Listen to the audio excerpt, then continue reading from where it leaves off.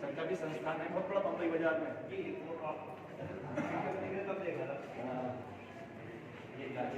PhD करते हैं राष्ट्रीय संस्कृत संस्थान से।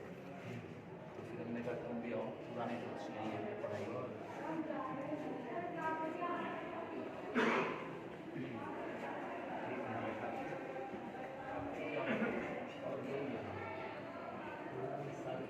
हाँ बस अपना सब लोग आते रहेंगे, देखते रहेंगे। कुछ इसमें हमारे विद्यार्थी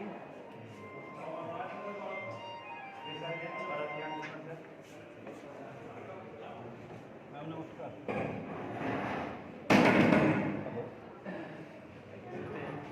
हेलो, ये सर के साथ तो चर्चा होनी है।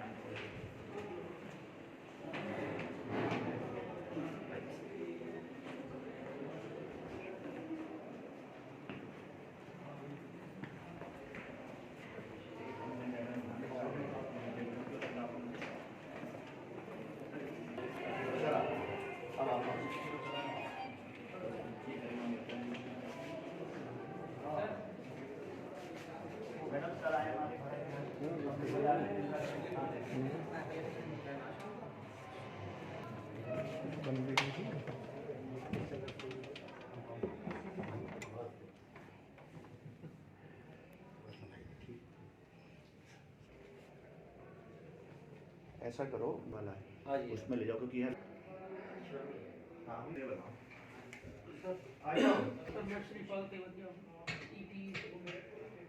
मेरे कुछ तीखे से सवाल रहेंगे सर, कुछ जिज्ञासा रहेंगी मेरे सवालों में। हिंदुस्तान से नमस्कार, मैं हूँ श्रीपाल तेवतिया और आप देख रहे हैं ETV भारत। चौधरी चरण सिंह विश्वविद्यालय में आज ज्योतिष सम्मेलन का आयोजन किया गया है, जिसमें अलग अलग स्थानों से यहाँ विद्वान ज्योतिषी पहुँचे हैं। हमारे साथ में इस वक्त प्रसिद्ध ज्योतिषाचार्य भारत भूषण जी हैं। हम इनसे बात करेंगे और कुछ विषयों पर इनसे खासतौर से चर्चा की जाएगी। जानने की कोशिश करेंगे कि ज्योतिष को लेकर लोगों में क्या कुछ चल रहा है और किस तरह की चीज़ें ये देखते हैं। साथ में जिस तरह का ये एक अलग तरह का जो कार्यक्रम है, इस कार्यक्रम को करने के पीछे की जो मूल मंशा है वो कितनी साकार होती नजर आ रही है, ये भी हम जानने की कोशिश करेंगे। सर, ETV भारत में आपका बहुत स्वागत है और आपका भी बहुत बहुत आभार। सर, जानना चाहेंगे, थोड़ा सा बताइए जो कार्यक्रम है, इस कार्यक्रम का क्या इम्पैक्ट? ज्योतिष का मूल उद्देश्य ये है कि हमारे जीवन में ज्योति दिखाना, और ज्योति का तात्पर्य यही है कि ज्योतिष के माध्यम से जो हमें ज्ञान मिलता है वो किसी और माध्यम से संभव ही नहीं। हम कितने अनुभवी हों, हमें ज्योतिष ही ज्ञान देता है, क्योंकि हम सब कुछ गवर्न होते हैं ग्रह नक्षत्र राशियों से, और ग्रह नक्षत्र राशियाँ जो हमारे जीवन में कैसे प्रभाव डालती हैं वो हमारे जन्मते ही प्रभाव डालती हैं। क्योंकि गर्भ में जो गर्भाशय होता है उसमें कॉस्मिक रेजेस प्रवेश नहीं कर सकती, और वो केवल माँ के ग्रहों से ही बच्चा गवर्न होता है। लेकिन जब बच्चा बाहर आता, स्वतंत्र हो जाता, नाल कट जाती, ऐसी स्थिति में उसके एक केमिकल रिएक्शन पैदा होता है, मैग्नेटिक फील्ड हाथ और पाँव के पंजों में रेखा के स्थान पर ग्राफ हो जाता है, वहीं से हम संचालित होते हैं।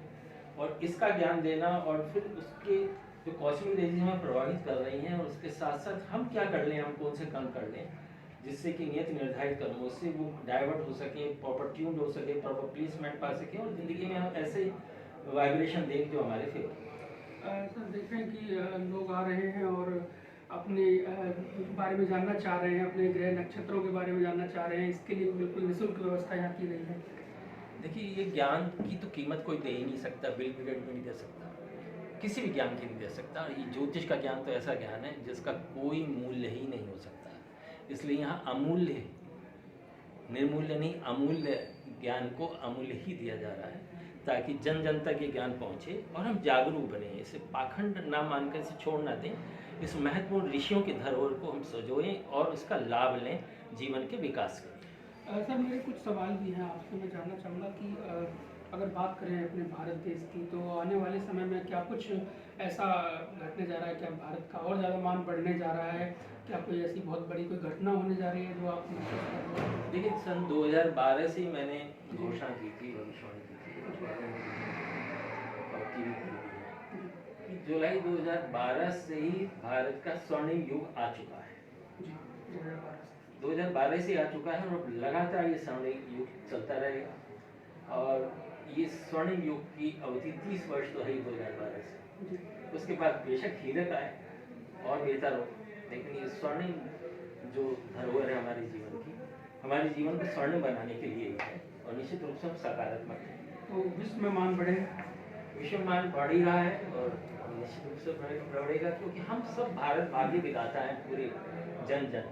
और भारत के भाग्य को बढ़ाने के लिए हम ज्योतिष का और अध्यात्म का भी यदि हम साथ लेते हैं तो हम तेज गति से ज्ञानमय होकर आगे बढ़ सकते हैं। सर, मेरा एक सवाल और है कि देख रहे हैं कि वर्ल्ड कप को लेकर खासतौर से जो चर्चा होती है क्रिकेट को लेकर, तो उस पर मैं जानना चाहूँगा क्या स्थिति बन रही है भारत की इस बार? देखिए, जहाँ तक भविष्य कथन की बात है, भविष्य कथन में हमेशा भविष्य उज्ज्वल हम देखते हैं और भारत का भविष्य खुद ही उज्ज्वल है, क्योंकि भारत का अर्थ ही है, आपका टीवी चैनल का नाम भी है, हमारा भी भारत ही नाम है, तो भारत ज्ञान भूषण हमारा पूर्ण नाम होगा। तो जो अंधकार से ज्ञान, अज्ञान के अंधकार से ज्ञान की ओर ले चले, वही भारत है। और हमारा देश इस समय खेलों में भी और हर क्षेत्र में, विज्ञान के क्षेत्र में आगे बढ़ रहा है और इसमें हम सकारात्मक जवाब भी देंगे, सब श्रेष्ठ दिखाई देता है। तो वर्ल्ड कप को लेकर से जानना चाहूँगा, वर्ल्ड कप में क्या होने जा रहा है? वर्ल्ड कप में होने जा रहा है क्या, हम करके रहेंगे। हम इसे भविष्य कथन के रूप में नहीं कह रहे हैं, हम इसको इस ढंग से कह रहे हैं कि वर्ल्ड कप हमारा है और हम सकारात्मक रूप से साथ हैं, क्योंकि यदि आध्यात्मिक ऊर्जा हमारे साथ हैं और ज्योतिष की यदि हम ज्ञान लेकर उसको जीवन को आगे आगे बढ़ाते हैं तो हमेशा हम सफलता की ओर ही बढ़ते हैं, क्योंकि कुदरत हमारा साथ दे रही होती है। तो वर्ल्ड कप इस बार भारत का? बिल्कुल, हम भारत हैं और भारत का।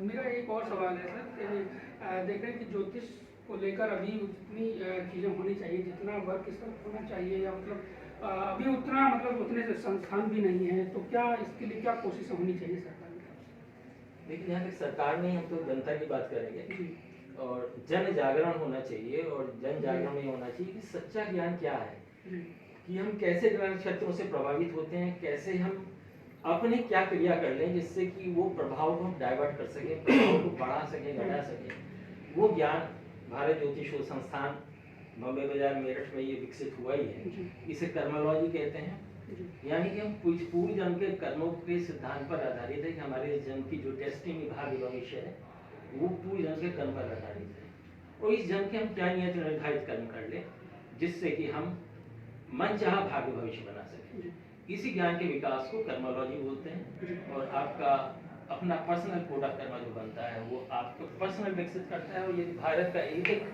यूनिट यदि विकसित होगा तो पूर्ण भारत विकसितम हो जाएगा, अधिकतम विकसित होगा। 2024 में लोकसभा के चुनाव हैं सर, और क्या आप देख रहे हैं, क्या आप जो कुंडली आप भी देखते होंगे और वैसे भी आप मिलान करते होंगे, खासतौर से प्रसिद्ध जो लीडर्स होते हैं, क्या देख रहे हैं? 2014 में ही देखी थी, हमारा पूरा अखबार में बड़ा पूरे पेज का लेख है, तो उसमें हमने घोषित किया था आदरणीय मोदी जी के लिए, और किस तरह से विपक्षियों का क्या कुंडली है उसके आधार पर। निश्चित रूप से 2030 तक तो मोदी जी हैं ही, और 2026 तक भी चुनाव होते तब भी मोदी जी होते।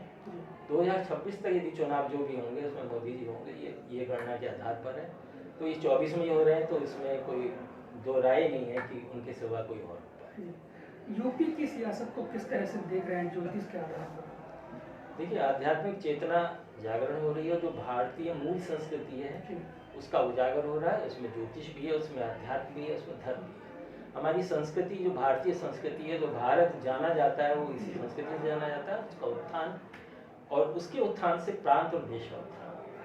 सर, आप क्या मानते हैं कि अभी जिस तरह से प्रचार प्रसार ज्योतिष को लेकर, ज्योतिष शास्त्रों को लेकर है, और अभी क्या जरूरत है, अभी क्या कितना मतलब जरूरत है कि व्यापक स्तर पर जितना अभी स्प्रेड होना चाहिए उतना हो पाएगा? प्रवीण जी कहाँ बैठा है? यदि हम समझ लें कि ज्योतिष एक पैथोलॉजी रिपोर्ट की तरह क्या दिखा के लाए वो पता चलता है। लेकिन उसका इलाज ज्योतिष में नहीं होता है, ये हमें ध्यान रखना है। केवल हमें पता चलता है। हाँ, कभी पैथोलॉजी रिपोर्ट, जो पैथोलॉजी रिपोर्ट देता है, कभी वो चिकित्सा भी करते देखा है, वो रिपोर्ट देता है। तो ये एस्ट्रोलॉजी एक रिपोर्ट देती है हमारे बारे में कि हम क्या लिखा के लाए, अच्छा बुरा सब, कब उसकी मात्रा। लेकिन एक कर्मोलॉजी जो विकसित हुआ है, वो विकसित है कोड ऑफ कर्मा के माध्यम से। वो बताता है कि हम क्या कर लें, वो चिकित्सा पद्धति है। और होता क्या है कि ज्योतिषी ही यदि चिकित्सा करेगा तो इस तरह का प्रभाव पड़ता है, जैसे किसी ऋषि ने या देवता ने श्राप दे दिया और फिर उसके हाथ पैर जोड़कर कहा जाता है कि उसे ठीक कीजिए, तो ठीक नहीं कर पाता, कहते हैं कि हल्का सा इसमें कमी आ जाएगी। तो इसी तरह से ज्योतिषी जो गणना करेगा और जो प्रेडिक्शन करेगा, जो ज्योतिषी विद्वान, वो ज्योतिष प्रेडिक्शन के लिए होना चाहिए और चिकित्सा के लिए अलग होनी चाहिए। जैसे चिकित्सा क्षेत्र में बताने वाले अलग और चिकित्सा करने वाले अलग, तो उससे क्या होगा, पूरी ऊर्जा से चिकित्सा हो पाएगी और मन चाहा भाग्य भविष्य बनाने का ज्ञान अपने नियत निर्धारित कर्मों के ज्ञान से संभव हो सकेगा, तब ज्योतिष का सार्थकता हो सकेगी। तो सर क्या आप देख रहे हैं कि आने वाले समय में कोई ऐसी किसी तरह की कोई समस्या तो नहीं आने वाली है? समस्या मुक्त जीवन जीने का पराविज्ञान ही हमारा भारत संस्कृति और ज्ञान है। तो हम समस्या मुक्त जीवन जीने के लिए हैं। और क्योंकि हमारा वास्तु देश का ऐसा है जो बिगड़ा हुआ है, उत्तर में जहाँ पहाड़ नहीं होने चाहिए, जहाँ पानी होना चाहिए पहाड़ है, और जहाँ दक्षिण में पहाड़ होने चाहिए वहाँ पानी है। इसलिए बिगड़ा हुआ है, इसलिए स्थितियाँ संतुलित नहीं हो पाती। लेकिन यदि हम एक एक बिल्डिंग वास्तु के अनुकूल बनाना शुरू करें, जैसे हार्वेस्टिंग सिस्टम कंपलसरी है, तो कण कण हमारे देश का वास्तु अनुकूल होगा और फिर वो जो देश का वास्तु बिगड़ा हुआ है वो संतुलित होगा। और हम कण कण में हमारा वास्तु अनुकूल होने से हमारे देश में जो प्रभाव विपरीत आ जाता है तो वो नहीं रहेगा, देश के जो खिलाफ कोई चीज आती है वो नहीं आ पाएगी। तो सर आप मान रहे हैं कि अगर प्रत्येक व्यक्ति अपने वास्तु पे, अपने जो उनका जो आवास है जहाँ पे और जो भूमि है, अगर उस पर सुधार करें, हम सब लोग करेक्ट कर ले ठीक से, तो ये जो प्रभाव कुछ कम होगा। जिस तरह से हमारे देश का जो देखे हर व्यक्ति अपने शरीर, अपने जीवन को ठीक कर ले, कर्मोलॉजी के माध्यम से, कोड ऑफ कर्मा के माध्यम से और वास्तु के माध्यम से एक एक बिल्डिंग ठीक हो जाए, तो पूरे देश का वास्तु और ऊर्जाएं, आध्यात्मिक ऊर्जाएं, ज्ञान की ऊर्जाएं, जो कॉस्मिक एनर्जी, वो सारी अनुकूल हो जाएंगी और भारत किसी भी देश से सबसे बेहतर हो पाएगा। अंत में एक सवाल और है सर, ईटीवी भारत के जो करोड़ों दर्शक इस वक्त आपको देख रहे हैं, कोई मैसेज आप देना चाहेंगे, कुछ आप बताना चाहेंगे, कुछ सजेस्ट करना चाहेंगे? बिल्कुल, निश्चित रूप से, क्योंकि हमारा तो कर्मोलॉजी पर ही सारा शोध है और हमारा मनुष्य का जीवन कर्म प्रधान है। इसका जो मैं विषय तौर पर, और जो गीता कही गई है वो कलयुग से 18 दिन पहले कही गई है, तो गीता के कर्म सिद्धांत से प्रभावित होकर ज्योतिष को जोड़ा जाए। और जब हम कर्म आधारित जब ज्योतिष पढ़ेंगे तो हम खाली भोगने के लिए नहीं आए कि जो विवश होकर हम भोगते रहें, जो जीवन में लिखा के लाए, हम अपने कर्मों से ही नया भाग्य भविष्य बना पाए। इस ज्ञान की तरफ बढ़ना है और इस ज्ञान के लिए सदैव उत्सुक और तत्पर रहना चाहिए। अपने देश की कुंडली के बारे में और रोहित शर्मा की कुंडली के बारे में अगर आप बता पाएं, या जो भारत के क्रिकेट की टीम को लेकर। स्वतंत्र भारत की कुंडली में वृष लग्न है और राहु केतु इस प्रकार बैठे हुए हैं कि वो डिसबैलेंस योग बना रहे हैं, यानी एक चीज़ बढ़िया हो तो दूसरी चीज़ में कहीं टांग खींचने वाले लोग इसी देश में पैदा हो जाए। तो यही कारण है, जैसे वास्तु दोष है हमारे देश का, इस तरह से ये स्वतंत्र भारत का ग्रह दोष है और ये अनंत काल सब योग है जिसका इलाज बहुत मुश्किल होता है। लेकिन फिर भी यदि सब देशवासी नारियल सर पर घुमा कर यदि बहाएं, जब भी यदा कदा किसी तीर्थ में जा रहे हो, नदी किनारे आ रहे हो, इस तरह से यदा कदा बहाना शुरू कर दें, एक एक व्यक्ति एक एक नारियल बहा दे, तो इस देश के नकारात्मक प्रभाव बहकर तिरोहित हो जाएंगे, ऐसा मुझे विश्वास। क्रिकेट टीम की अगर सर कुंडली की बात करें तो इसमें सर आप देखिए भारत की यजमान प्रतिष्ठा के अच्छे योग चल रहे हैं। श्रवणी युग जो है समय शुरू हुए 12 वर्ष हो गए, 12वां वर्ष चल रहा है, इसलिए क्रिकेट हो या किसी भी क्षेत्र में हो, ये हम उत्तीर्ण होंगे और देश की प्रतिष्ठा को बढ़ाएंगे, ऐसा हम पूरा विश्वास है। बहुत शुक्रिया ईटीवी भारत से बात करने के लिए। तो ये थे हमारे साथ में प्रसिद्ध ज्योतिष शास्त्री और जिनसे हम बात कर रहे थे, और इन्होंने कुछ दावे भी हमारे साथ किए हैं। साथ ही इन्होंने बताया है कि अगर हम कर्म करते हैं तो उसका प्रतिफल भी मिलता है, उसका फल भी मिलता है, और हम अपने भाग्य को और भी बेहतर बना सकते हैं और भी अच्छा हम कर सकते हैं। श्रीपाल तेवतिया, ईटीवी भारत, मेरठ। लेकिन बुध शुक्र शनि ये हमारे लिए संयुक्त रूप से प्रभाव दे रहे हैं। अच्छा, लेकिन रातों का राजा चंद्र और दिन का राजा सूर्य ये भी आपस में जोड़कर अमावस जैसा प्रभाव डालते हैं। आपके चेहरे से तो अभी भी मैं ये तो अधिवक्ता है, किंतु ज्योतिष के भी एक ज्ञाता है और इनका ही पुत्र आजकल यहाँ का विधि वो अधिवक्ता है हमारे विश्वविद्यालय का।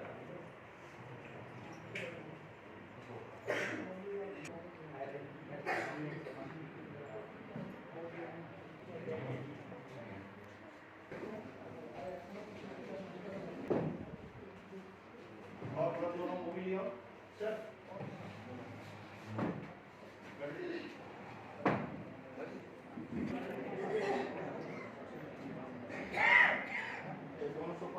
ददति सुस्मिततां वदने सदसि समागता विषमभिनन्दनं परिषदा क्रियते भवतां। तै अस्माकं अनुरोधं स्वीकृत्य श्रियानि आननीयाः भारतज्ञानभूषण महाभागा एते महाभागा अर्धशताब्दी अर्धशतकात् 50 साल स्वीयं ज्योतिर्विद्संस्थानं चालयन्ति, ज्योतिषविद्यापीठं सञ्चालयन्तः सन्ति। तत्र न केवलं जनानां समस्यानां समाधानं भवति, अपि तु ये जिज्ञासवः सन्ति तेभ्यः विद्यादानमपि क्रियते। तो एतादृशाः अत्र अस्माकं सौभाग्यात् उपस्थिताः सन्ति माननीयाः भारतज्ञानभूषण महाभागा। तेषामपि अहम् आभारं व्यक्तीकरोमि यत् ते अद्य सान्निध्यं प्रदाय वयम् अनुगृहीताः।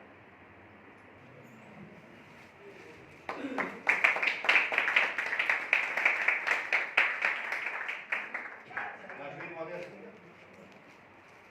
विजय बहादुर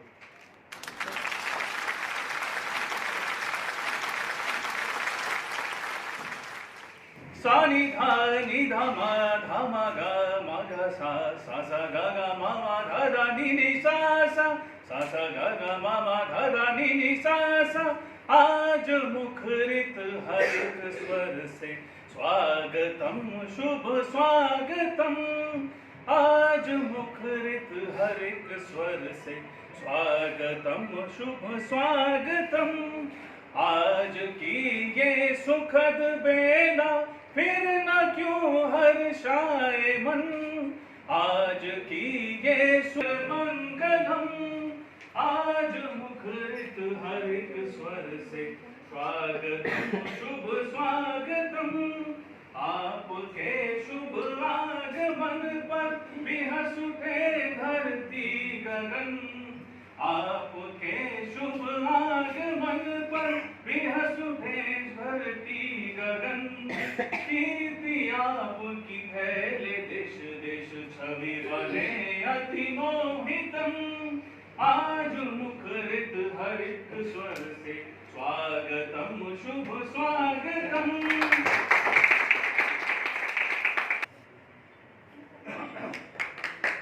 हमारा सौभाग्य है, सर में आशीर्वाद दे रहे हैं इसके बाद।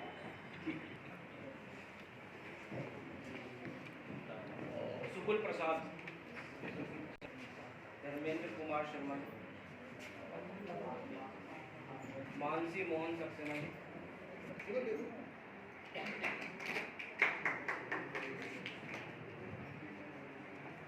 जितेंद्र शर्मा,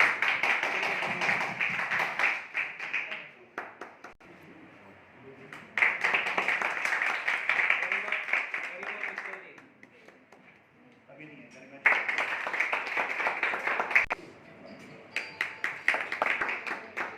आदरणीय श्री भारत ज्ञान भूषण जी हम सबको ज्ञान प्रदान करेंगे।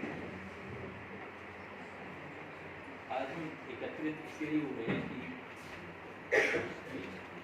कि ज्योतिष के बारे में हम एक रूपरेखा अपने मन में बना लें कि ये क्या है और फिर गोचर क्या है, किस तरह से हम इसका लाभ लें गोचर का जीवन। यहाँ तक हम जानते हैं कि ज्योतिष तो हमारे जीवन में ज्योति दिखाती है, क्योंकि हमें अगले पल का भी कुछ नहीं पता। एक धर्म में एक मैगजीन आती थी पहले, धर्मयुग, वहाँ एक कार्टून देखा, उसमें एक जोशी जी पट्टिका लेके चल रहे हैं और उसमें लिखा था हर अगले पल का हाल बताने वाला। और कार्टूनिस्ट ने दिखाया था कि उनका अगला पल खुले हुए मेन हॉल में था। तो वो कार्टूनिस्ट ये कहना चाह रहा था कि जोशी जी खुद नहीं पता कि अगले पल क्या होने वाला है, तो दूसरों के लिए क्या बताएं। असल में क्या होता है कि हम अपने इतने निकट होते हैं, जैसे हाथ इतने निकट है, हम हाथ को नहीं देख पाते, तो बहुत दूर की चीज़ नहीं देख पाते हैं, हम बहुत नज़दीक की नहीं देख पाते हैं, इतने निकट रहते हैं अपना नहीं देख पाते। इसीलिए कहा जाता है डॉक्टर अपना इलाज नहीं करता। तो इसलिए इस चीज़ से विचलित मत होइएगा कि हम अपना नहीं जानते, क्योंकि हमारा जो एक सिद्धांत है कि फल पेड़दार जो फलदार वृक्ष होता है वो दूसरों के लिए बना होता है, फल उसके अपने लिए नहीं होता, चाहे वो कितना ही ज्ञान हो। तो हमें ये जो ज्योतिष का ज्ञान है हमेशा दूसरों के लिए होता है। हम जो प्राप्त कर रहे हैं ज्योतिष का ज्ञान दूसरों के लिए, अपना तो आंशिक लाभ लेंगे, लेकिन दूसरों को पूर्ण लाभ देने का ही भाव रहना चाहिए। ये परोपकार का ये ज्ञान है और सीधे नहीं। ये बताएं कि ज्योतिष शिक्षा कौन कौन लेना चाहता है, हाथ खड़े करके। अब ज्योतिष का लाभ कौन कौन लेना चाहता है? लाभ तो सब है। तो वाचस्पति जी ने बताया है कि हाथ खड़े ना भी हों तभी लाभ तो सब लेना चाहते हैं, क्योंकि इसीलिए यहाँ पर। तो सबसे पहले हम शुभताओं की बात करेंगे, फिर लाभ की बात करेंगे और फिर गोचर की बात। आज का जो विषय है गोचर की, तो उससे पहले हम कुछ व्याख्या करें। डिस्ट्रिक्ट जज के यहाँ उसने दूसरा कहा, फिर हाई कोर्ट गए, वहाँ तीसरी बात कही, सुप्रीम कोर्ट में सारी पलट के फिर पहले वाला आ गया। तो जब लॉ एक है तो फिर अलग अलग जजमेंट क्यों? कारण वही है कि चीज एक ही है, लेकिन मस्तिष्क सबके अलग अलग है, सोचने का ढंग अलग अलग है, उसी की इंटरप्रिटेशन लेने का ढंग अलग है, इसलिए हमारी व्याख्याएं अलग अलग है। देखिए हमारे जो मूल सिद्धांत जो ऋषि हुए हैं, भृगु हुए हैं, पाराशर हुए हैं, मूल सिद्धांत हमारे, लेकिन हमें ये ध्यान देना चाहिए कि इस कलयुग में जो हमारा पंचांग या जो कैलेंडर चल रहा है वो विक्रम संवत है, जो ज़्यादा प्रचलित है। तो यानी कि विक्रमादित्य के जो राजगुरु वराहमिहिर हुए, जिन्होंने विक्रम संवत आगे बढ़ाया, तो इस युग में वराहमिहिर के जो योग हैं, वराहमिहिर का जो सिद्धांत है वो ज़्यादा प्रभावी लागू होगा। यदि हम भृगु स्कूल्स के हैं तो हम कुछ और बोलेंगे, पाराशर के कुछ और बोलेंगे। यदि हम सब इस योग के वराहमिहिर को ही फॉलो करें तो सबकी बात एक होगी। विद्वान सब हैं, सभी ज्ञानवान हैं, और जितने भी किसी भी स्कूल को फॉलो करें सभी सब। लेकिन अब कौन सा युग चल रहा है? तो ये 2000 साल पहले लगभग विक्रमादित्य के काल में वराहमिहिर हुए, और ये मेरी दृष्टि में आखिरी ऋषि हुए जिन्होंने ज्योतिष पर जो विश्लेषण इस युग के लिए किया। उसके बाद भी हुए, लेकिन ऋषि की श्रेणी में नहीं है, वो ज्योतिष वैज्ञानिक की श्रेणी में आ सकते। तो अभी हमें ये पता करना है कि ज्योतिष का हमें लाभ जो है कैसे प्राप्त। जैसे हम स्वस्थ रहें उसके लिए आयुर्वेद है, आयु पूर्ण आयु प्रदान करने वाला ज्ञान ही आयुर्वेद है। तो हम यदि उसका पालन करते हैं तो पूर्ण आयु तक पहुँच सकते हैं। अब यदि कहा जाएगा किसी की आयु 40 वर्ष ही है तो पूर्ण आयु कैसे पहुँचेगा? तो उसकी 40 वर्ष ही पूर्ण आयु हो गई ना, यदि इतना ही लिखा गया है। और किसी की आयु 120 वर्ष हो, 120 वर्ष पहुँचे। तो अब आप ध्यान दीजिए अकाल शब्द का, इसका काल ना आया हो, कैसे मृत्यु हो जाएगी?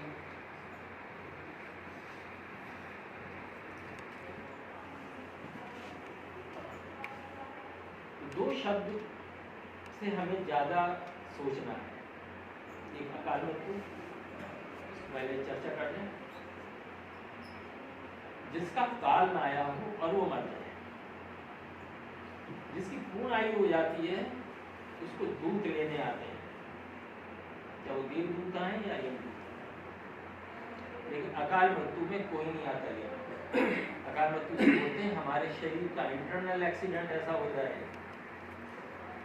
बाहरी एक्सीडेंट ऐसा हो जाए कि उसमें हम जीवात्मा उस शरीर में रहने की स्थिति में ना हो, इतना क्षत विक्षत हो जाए, अंदर ब्रेन हेमरेज हो जाए, हार्ट अटैक हो जाए, भारी एक्सीडेंट से हो जाए, उसे कहते हैं अकाल।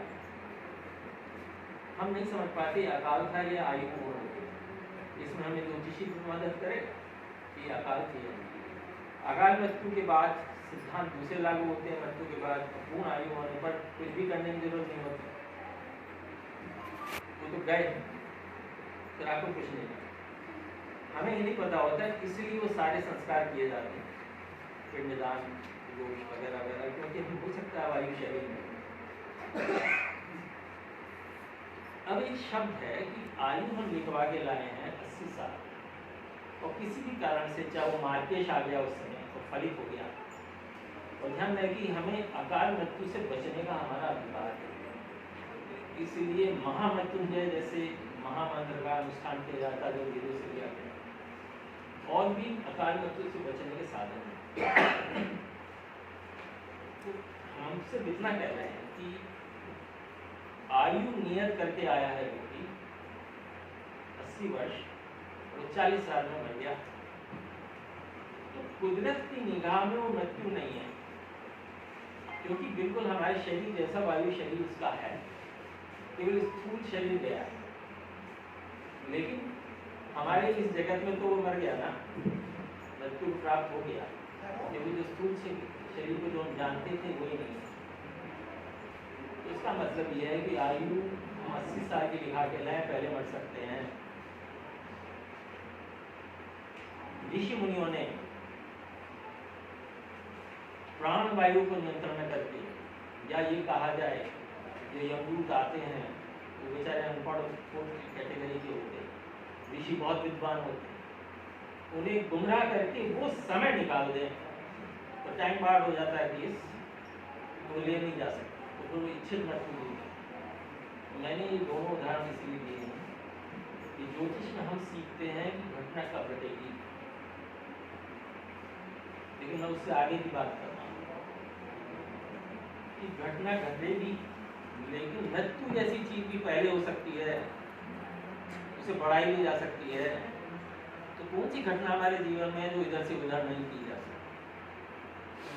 और हम कर्म योनि में हैं, और वो केवल हमारे अपने नियत निर्धारित कर्मों के ज्ञान से की जाती है, कोई और प्रक्रिया नहीं है। किसी पूजा पाठ दान विधि से हम उसे घटा बढ़ा सकते हैं, लेकिन बदल नहीं सकते। इस चीज को हमें समझ लें। लेकिन दो चीज हम समझ लें, जैसे चिकित्सा विज्ञान में पैथोलॉजिस्ट होते हैं और एक चिकित्सक होते हैं, ये समाज में दोनों अलग अलग कार्य करते हैं। कभी आपने देखा है कि आपने पैथोलॉजी रिपोर्ट कराई, वो भी डॉक्टर है, वो भी एमडी है, वो भी तो 3 लाइन में दवा लिख सकता है। वो केवल आपकी रिपोर्ट देगा, क्या गड़बड़ है, क्या अच्छाई है, क्या सब ठीक है, क्या गड़बड़ है, वो रिपोर्ट देगा। तो ऐसी स्थिति में वह लिख भी सकता है, क्योंकि वो डॉक्टर है, दे सकता है, लेकिन नहीं दे सकता। इस तरह से हम ज्योतिष विद्वानों को केवल रिपोर्ट देने का अधिकार है, ध्यान रखिए। जब भी किसी ऋषि या देवता ने शाप दिया तो उसके पैर पड़ जाते हैं कि अब हुजूर हमसे तो गलती हो गई, अब बताओ कि अब कैसे ठीक होगा। शाप देने वाला कहता है बदल तो नहीं सकता, लेकिन हाँ इसमें थोड़ी सी राहत मिल सकती, थोड़ी सी राहत मिल सकती। तो ज्योतिष केवल राहत दे सकता है, ध्यान रखिएगा, बदल नहीं सकता। ज्योतिष में विधा ही नहीं है, यदि बदलने का ज्ञान होगा, जो मैं बदलने की ज्ञान की बात कर रहा हूँ वो आगे की बात, उसमें केवल आप राहत पा सकते हैं। जैसे सर्दी लग रही है तो हमारी रेमेडी उपाय है कि हम रिपोर्ट करेंगे, सर्दी रहेगी। एक चूहा मर गया, पता नहीं चल रहा कहाँ है, इसकी बदबू आ रही है, पिछले जन्मों के हमारे दोष हैं। एक उदाहरण दे रहे हैं। तो हम क्या करेंगे, उपाय रेमेडी ऐसे करेंगे कि खुशबू लगाएंगे और हम बैठ जाएंगे, काम करने लायक।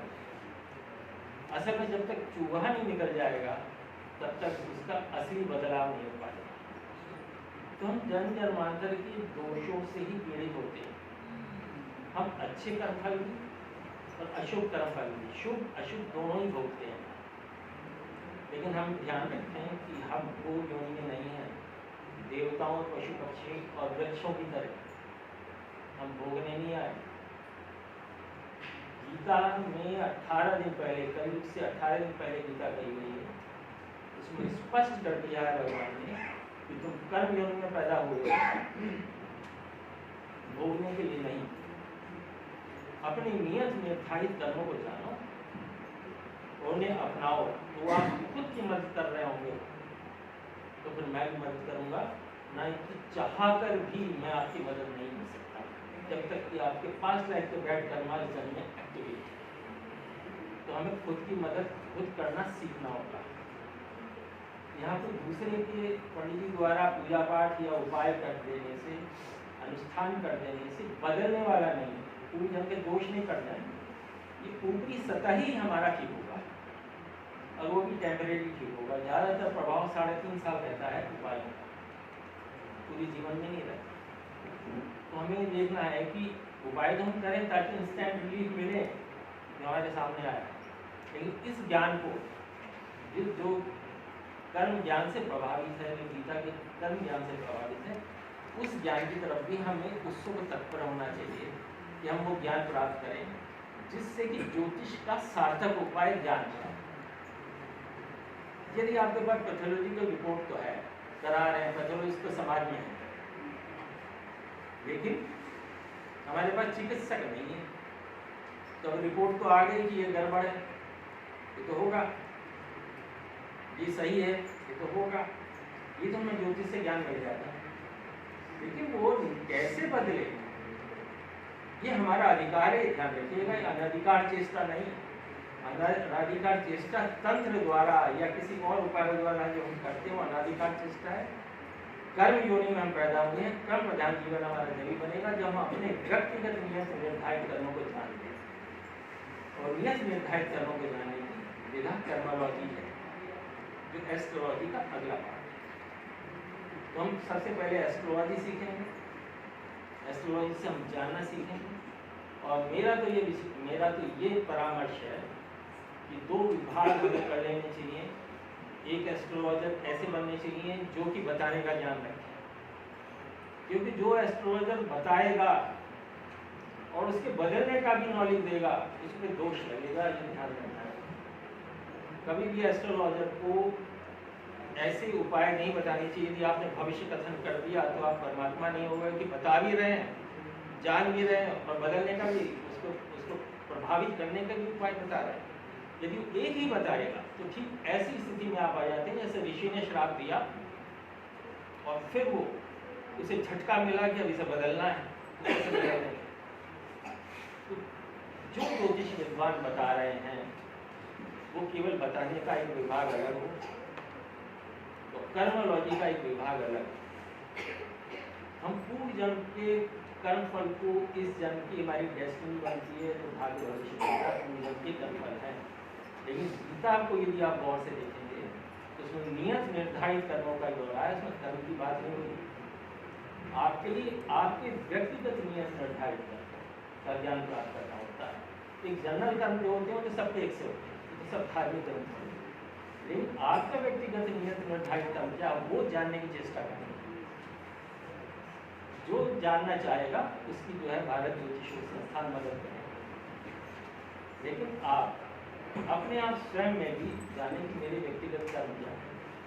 ये हाथों की थंब फिंगरप्रिंट से मिलते हैं और जन्म मथनी से 8% कर्म निकाले जा सकते हैं, जो 10वां है कर्म का है। ये तो कार्य क्षेत्र का होता है, लेकिन उसे कर्म का नाम दिया गया है। ध्यान रखें कि काम की हिंदी कार्य है, नॉट कर्म। और जो कार्य की जो काम की हिंदी कार्य है नॉट कर्म। मेहनत की हिंदी श्रम है, नॉट कर्म। कर्म इज नॉट वर्क। अंग्रेज कर्म को कर्मा बोलता है, ना कि वर्क लेगा। इसलिए हम जान लें कि काम मेहनत कर रहे होते हैं तो हमारा कर्म नहीं, हमारा कार्य है जिसमें हम श्रम करते हैं। कर्म तो एक नॉलेज है जिसमें कुछ करना नहीं पड़ता। हमारे लिए क्या नेगेटिव क्या पॉजिटिव ये हमें हाथों की थंब फिंगरप्रिंट से पता चलता है। जो फ्रिक्शन डिजीज और पाम होती जो हमारे जन्म के समय एक्टिवेट होते हैं। गर्भ में यदि शिशु है तो उसके ग्रह नक्षत्र कोई लागू नहीं होता, माँ के ग्रह नक्षत्र लागू होते हैं। यदि गर्भपात होना है तो माँ के योगों से होगा, उसके अपने कोई योग नहीं होता। अपने योग तो बनते ही जब आपने कभी सोचा होगा कि 1 घंटे पहले भी गर्भ में था शिशु, 1 घंटे बाद भी गर्भ इसी संसार में था, तब भी इसी संसार में था। तो ये जो गर्भ होता है ये संसार में आना नहीं कहलाता। संसार में आना वही कहलाता है जब गर्भ के बाहर आते हैं। तो इसलिए उसी समय से सारी स्थिति परिस्थिति सब ग्रह गोचर सब लोग काम करते हैं। और ये मुख्य विषय था, उससे पहले मैं ये ध्यान देना चाहता था कि हम किसी भी ज्योतिष प्रेडिक्शन से ना घबराएं। परमात्मा कृष्ण के गीता को गौर से पढ़ें, एक एक शब्द को, एक एक श्लोक के अर्थ को कम से कम 10 बार पढ़ें, तब हम समझ पाएंगे गीता के मर्म और तब हम कर्म सिद्धांत को अपना पाएंगे। अब हम मुख्य विषय पर आते हैं। अब हम मुख्य विषय पर वहीं आते हैं।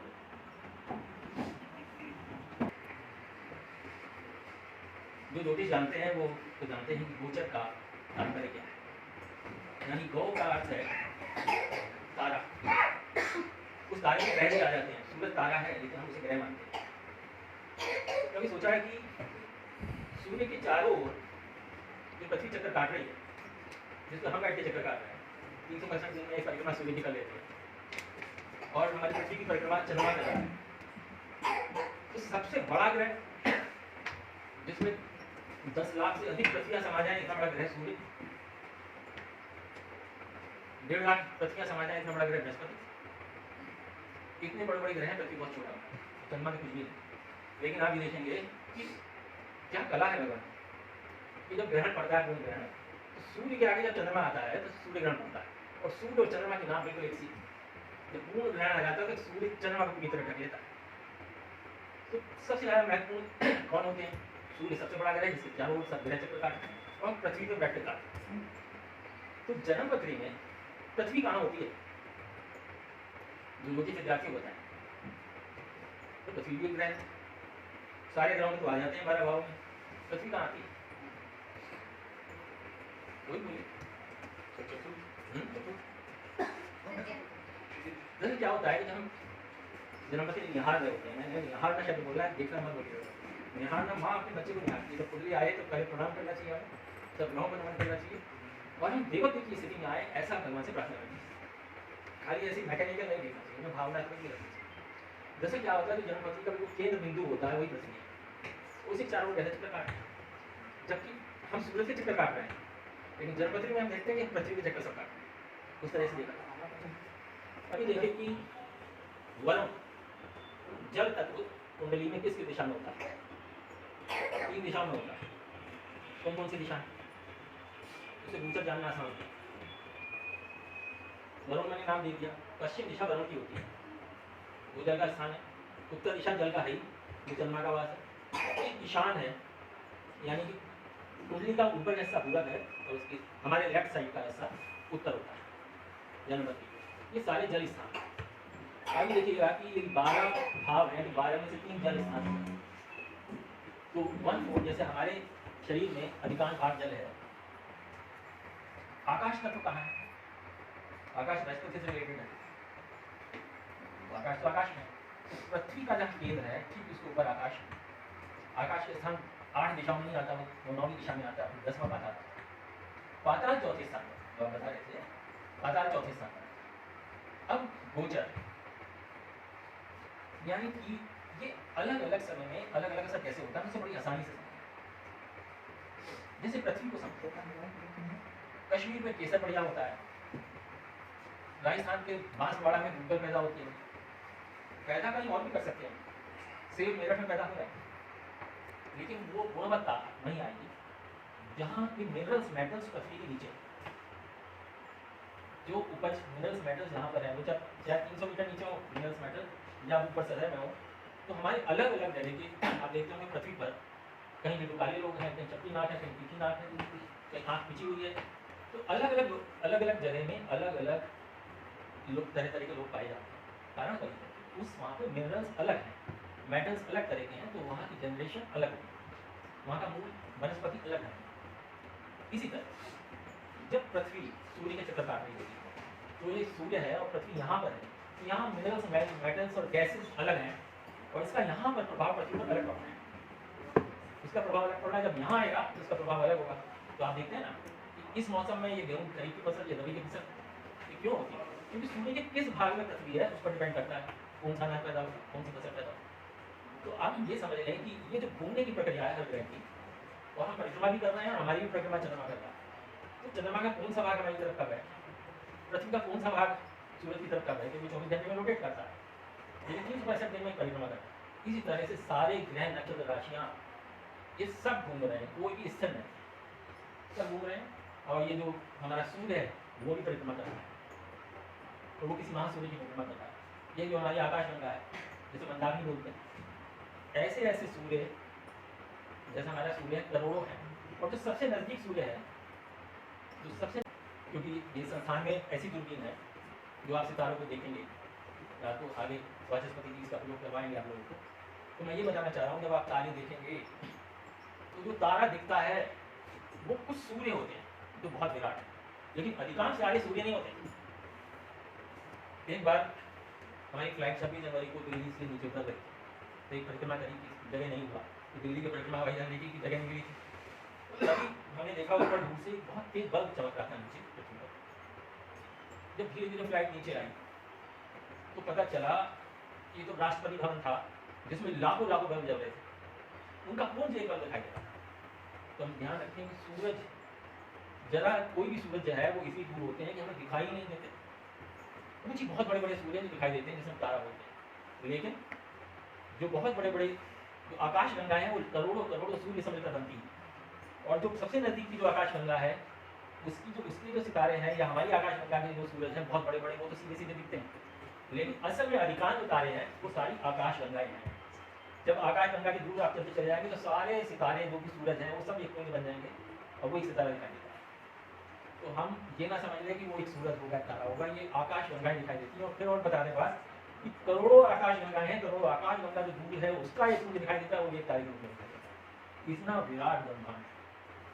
हम उस ज्योतिष का अध्ययन करते हैं। आप विषय की कदर है क्योंकि आज हमारे पास दूरबीन में है, ऐसी अरबों खरबों की दूरबीन है जहाँ हम देख पाते हैं वैज्ञानिक लोग। जब ऋषि लोगों ने जिन्होंने ज्योतिष की रचना की उस समय में कुछ भी नहीं था, उनकी झोपड़ी के अलावा उन्होंने कैसे आध्यात्मिक विकास करके इस सब ज्ञान को देख पाए, ये हमें समझना है। और ज्योतिष के जो विद्वान हुए हैं, जो ऋषि हुए हैं, उन्होंने अनुभव किया, हमारे लिए ज्ञान दिया ज्योतिष का ज्ञान हमें क्यों मिला, जिससे कि हम मानव जीवन ज्ञान प्राप्त करके, क्योंकि ज्ञान और परमात्मा इन दोनों में कोई अंतर नहीं है, एक ही चीज, दोनों ही निराकार है, सर्वव्यापक। इसलिए जिसको ज्ञान होता है वो कहता है कि मैं कुछ नहीं जानता, इस अथाह ज्ञान के सागर में कुछ भी भूल भी नहीं है। लेकिन जिसे ज्ञान नहीं होता वो अपने को ज्ञान नहीं होता। इसलिए हमें समझना है कि ये पूरा जो विश्व है, सब ग्रह नक्षत्र राशि घूम रहे हैं, सूर्य की किसी परिक्रमा कर रहा है, किसी स्थिति को गोचर हो गई। अब हम सौर मंडल की बात करें, अपना सूर्य हम चक्कर काट रहे हैं और सारे ग्रह चक्कर काट रहे हैं। तो हमें जब जनपति देखते हैं तो हमें क्या चीज़ करना चाहिए गोचर देखते हुए, और गोचर महादशा में हमें क्या खास विशेष बातें हैं जो गोचर में है, जो महादशा में नहीं है, महादशा में गोचर। सबसे पहले समझ लिया कि गोचर में चंद्र कुंडली सबसे महत्वपूर्ण होती है, लग्न कुंडली के मुकाबले। इसे इस तरह से समझ लें कि लग्न कुंडली हमारे प्राण है, आत्मा है, चंद्र कुंडली हमारा शरीर। यदि भौतिक गलत की चीज़ को देखना चाह रहे हैं गोचर से, ये शादी कब होगी, मकान कब बनेगा, तो हमें चंद्र कुंडली से देखेंगे। यदि भवन का देख रहे हैं तो चौथा जो देखेंगे उसका जो कारक है उसको देखेंगे। यदि शादी देखनी है सप्तम भाव देखेंगे, और भौमेश से संतान देखनी है तो उसका गुरु, दोनों के कारक है शादी के, उसके भी गुरु की स्थिति देखेंगे गोचर में कहा जा रही है। और हम देखेंगे कि जो गोचर में किस स्थिति में है और कौन मारक है और कौन शुभ है उस कुंडली में। यदि मारक है कोई ग्रह और चाहे गोचर में आकाशीय स्थिति में जब कुंडली में मिला के देखेंगे तो एक सरल योग मैं बता रहा हूँ, आप उसका जरूर प्रयोग कीजिएगा और बहुत ही अच्छे रिजल्ट आएंगे। आप गोचर बना लीजिए और आप लग्न कुंडली बना लीजिए, दोनों बराबर बराबर रखेंगे। जिस राशि में ग्रह है गोचर में वर्तमान में, उस लग्न कुंडली में वो स्थापित कर दिया। और इसी प्रकार चंद्र कुंडली में भी उसी प्रकार स्थापित कर दिया। चंद्र कुंडली इतनी महत्वपूर्ण ना होती तो हर लग्न कुंडली के बगल में चंद्र कुंडली ना दी जाती। चंद्र कुंडली इसलिए क्योंकि सबसे तेजी से वही गति से चलता है, सबसे तेजी से वही परिवर्तन करता है, और इस समय जो गति तेज हमारे जीवन के लिए भागदौड़ चंद्रमा अधिक प्रभावित करता है और सबसे निकट है चंद्रमा और मन का मालिक है, और इसलिए हमें बेहतर ढंग से हमें प्रभावित कर पाता है।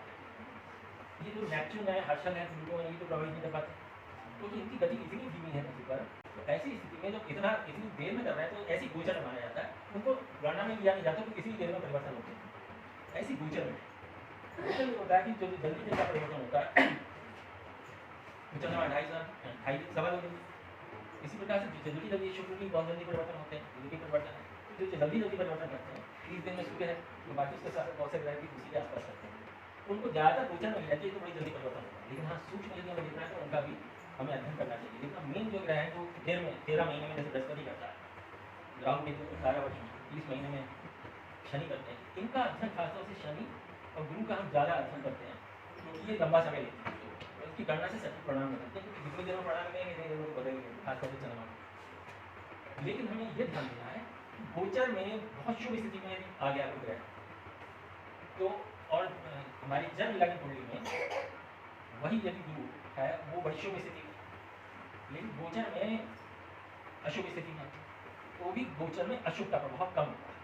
हमें इस चीज़ को गोचर में ज़्यादा समझना है। लेकिन यदि अशुभ है कोई ग्रह लग्न कुंडली में तो गोचर में शुभ भी होगा तो वो शुभ नहीं कर सकता। तो हमारा क्या हुआ, बेस हमारा जैसे आत्मा हमारे जीवन की बेस होती है, प्राण बेस होती है, लग्न कुंडली हमारी बेस। लग्न कुंडली में जो ग्रह हमारे हैं वो जो इस फल में जैसे जैसे देंगे वो महादशा अंतर्दशा प्रत्यंतरदशा से विचारित होंगे और पहले हम कर सकते हैं। तो ये महादशा का मतलब ये है कि उसका ड्यूरेशन है। तो महादशा और महादशा से ज़्यादा पावरफुल अंतर्दशा, अंतर्दशा से ज़्यादा पावरफुल प्रत्यंतरदशा। तो जो ज़्यादा पावरफुल है उसे इस ढंग से समझा जाए ठीक से कि महादशा तो एक रॉकेट है, उसका पीछे का हिस्सा है, या तीर है उसका पीछे का हिस्सा है, और जो आगे की नौक है वो प्रत्यंतरदशा। वो जो भाव करती है ससैया के दोहरे जो नावक के तीर रेखा में छोड़ने लगे भाव करेगा भी, तो तीर का जो आखिरी नौक है वो प्रत्यंतरदशा। इसलिए आप देखेंगे कि प्रत्यंतरदशा अंतर्दशा के बाद करती है, अंतर्दशा महादशा के बाद। यदि महादशा के मित्र ग्रह अंतर है और मित्र प्रत्यंतर है तो बहुत अच्छा रहेगा वो पीरियड। लेकिन यदि शत्रु है अंतर प्रत्यंतर तो महादशा पर वो बात करेगा।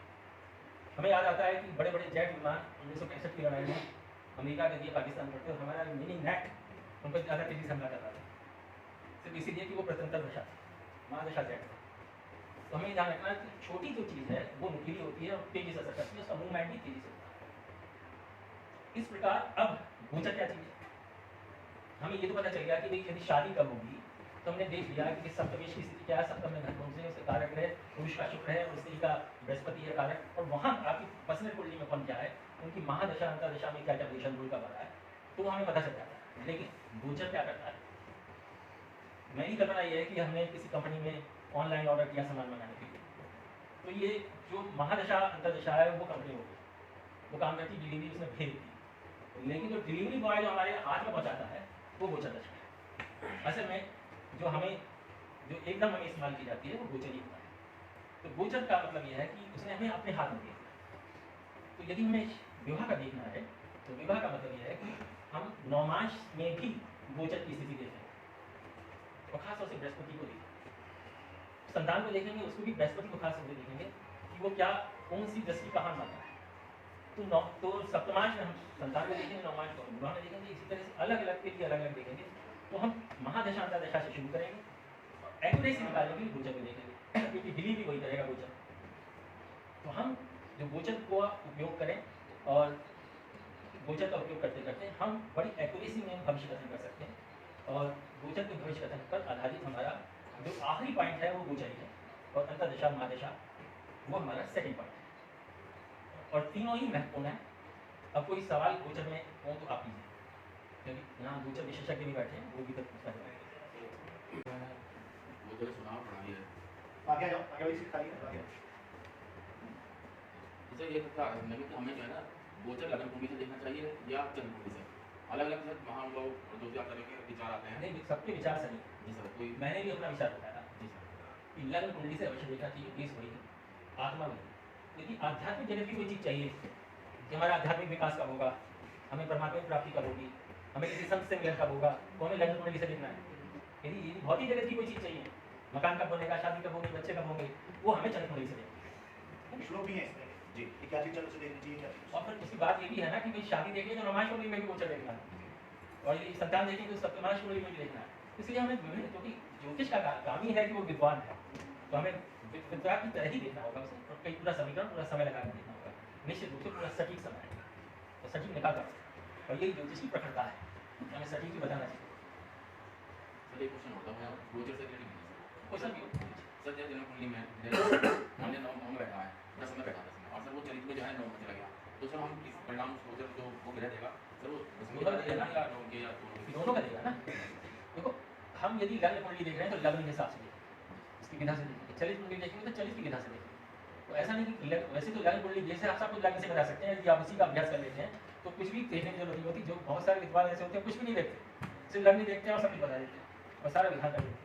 तो लेकिन जो सूक्ष्मता से, क्योंकि हम विद्वान कहलाते हैं, ज्योतिष ज्यादा, तो ऐसी स्थिति में हमें और विभिन्न ढंग से देखना चाहिए पूरा, और हर चीज़ का यदि वहाँ पे चलित में गया तो चलित का अलग है, चलित को देखने का अभ्यास करना है। खुलकर सवाल पूछिए किसी विषय का, पूछ सकते। हम जब पैदा होते समय जो ग्रहों की स्थिति है वो भी तो गोचर है ना उस समय का। स्टिल फोटोग्राफी जन्मपति के रूप में हमारी ग्राफ हो गई, और वो हमेशा रहेगी, और गोचर चलचित्र की तरह है, वो बदलता रहेगा, उस सिनेमा की तरह, तो आगे आगे नहीं बढ़ती रहेगी। लेकिन जो हमारा बेस है वो हमारी लग्न कुंडली है, बाकी उसके सपोर्ट करने के लिए चीज़। जितना सवाल आप पूछेंगे उतनी मुझे खुशी होगी, कुछ भी हो। अप्लाई करने की मैंने विधि बताई थी, आपने गौर से नहीं सुनी, फिर सुनिए सबको लाभ होगा। मैंने अभी बताया था कि लग्न कुंडली रखी, सबसे पहले उसमें देखिए कि शुभ ग्रह कौन से हैं, अशुभ कौन से, उनकी लिस्ट बना लीजिए। फिर देखिए नीच के कौन से हैं, उच्च के कौन से हैं, उसकी लिस्ट बना लीजिए, नीचे रख दीजिए, बेस वही। अब गोचर कुंडली वर्तमान की बना लीजिए, आज का गोचर देखना अभी तक, अभी आज की बना लीजिए, सामने आ जाए। उन ग्रहों की राशि, किस राशि में कौन सा ग्रह है, वो ग्रह अपनी लग्न कुंडली की उसी राशि में लाल शाही से बैठा लीजिए, अलग शाही से एकदम दिखाई दे अलग। अब आपको पता चल गया वर्तमान में ये स्थिति है। फर्स्ट दीजिए समय शुक्र नीच का हुआ है, ठीक है, और वो कन्या राशि में पहुंच गया, 1 महीना रहेगा। अब जिनका कन्या राशि में शुक्र नीच का पहले से जन्म जाता है, अब वो उनका नीच का और हो जाएगा, क्योंकि नीच प्लस नीच, नीच इंटू नीच और ज्यादा बढ़ जाएगा। इस तरह से हम तरह तरह की जो बैठा लेते हैं ग्रहों को उसी राशि में बैठा लेते हैं। वहाँ हमारे जन्म के समय कौन सा ग्रह था, यदि बृहस्पति था और वहाँ गोचर में राहु आ रहा है, तो उसका मतलब ये गुरु चांडाल जैसा प्रभाव इस समय पड़ेगा। ये टेम्परेरी प्रभाव होते हैं, उसी गोचर की संख्या कहते हैं। हम इस ढंग से यदि विश्लेषण करते हैं तो हम निश्चित रूप से हम विश्लेषण ज्यादा सटीक करते हैं। ठीक है सर। और हमें ऐसा लग रहा है कि विद्वान